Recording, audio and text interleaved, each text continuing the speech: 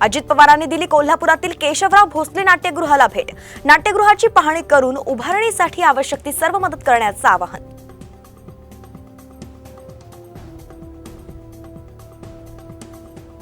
ठाण्याच्या मेळाव्यात ठाकरेंकडून शिंदेंची नक्कल, तर मिमिक्री शिवाय ठाकरेंना दुसरं काम नाही, शिंदेंचा पलटवार।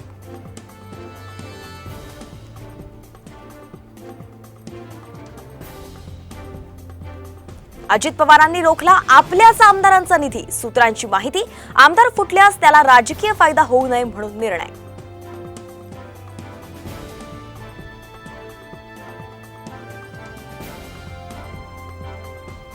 राज्यसभेची एक जागा राष्ट्रवादी अजित पवार पक्षाला सुटणार, तर भाजपच्या वाट्याला एकच जागा येणार, साम टीव्हीला सूत्रांची माहिती।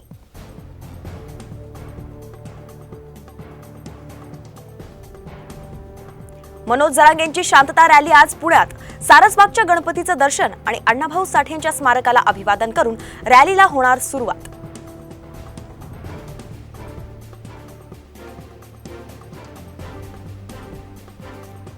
ठाण्यात पुन्हा उद्धव ठाकरेंना डिवचण्यासाठी बॅनरबाजी, बॅनरमधून दिल्ली दौऱ्यावरून ठाकरेंवरती टीका।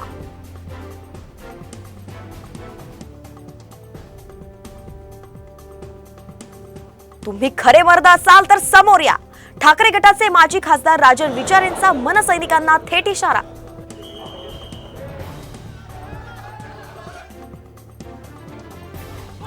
ठाण्यातील राड्यानंतर राज ठाकरेंकडून व्हिडिओ कॉल करून मनसैनिकांचं कौतुक, मनसे पदाधिकाऱ्यांचा पोलीस स्टेशनमध्येच जल्लोष।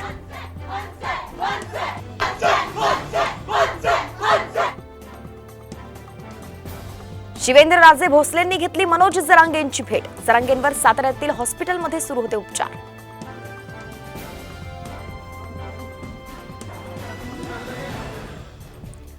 रोजंदारीने लोक नेऊन मोर्चा काढणं हा त्यांचा वैयक्तिक भाग, संभाजीनगरच्या मोर्चावरून रवी राणांनी कडूंना डिवचलं।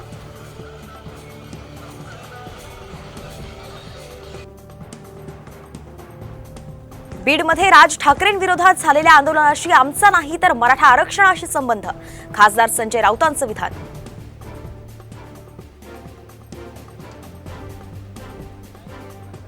आरक्षण वाचवण्यासाठी ओबीसी समाजाचं एल्गार मेळाव्याचं सांगलीत आयोजन, छगन भुजबळांची प्रमुख उपस्थिती।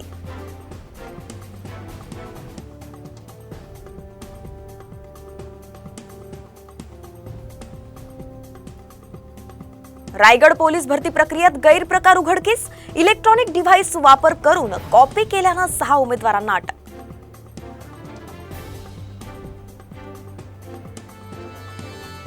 समृद्धी महामार्ग वाढवण बंदराला जोडण्याचा सरकारचा निर्णय, इगतपुरी चारोटी ते वाढवण बंदर असा असेल द्रुतगती मार्ग।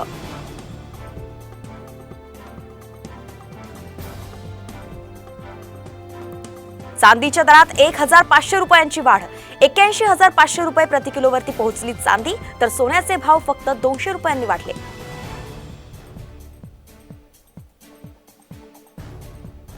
आणि महाराष्ट्रातून आणखी एक प्रकल्प गुजरातला जाण्याची शक्यता, महिंद्रा कंपनीचा चीनच्या कंपनीसोबत 25,000 कोटींचा करार, नाशिकमधील औद्योगिक संघटना आक्रमक।